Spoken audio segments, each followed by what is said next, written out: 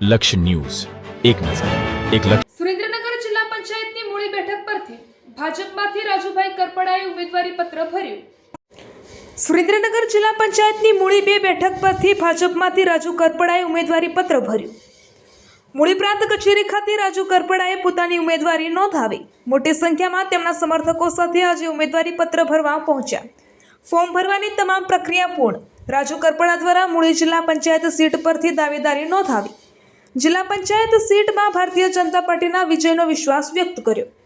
ભારતીય જનતા પાર્ટીના શીર્ષ નેતૃત્વનો હૃદયથી આભાર માનીએ છીએ।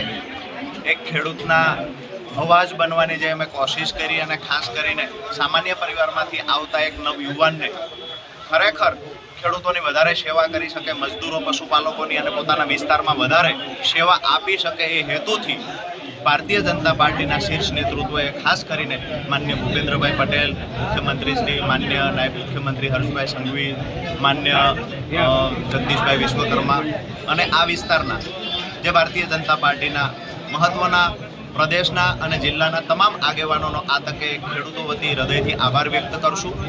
મૂળી તાલુકાની મૂળી 2 જિલ્લા પંચાયત સીટ પરથી જે પાર્ટીએ મારા પર ભરોસો મૂક્યો છે, તો આવનાર દિવસોની અંદર ખરેખર ખેડૂતો પોતે આ ચૂંટણી લડતા હોય એવો માહોલ આજે જોવા મળ્યો છે।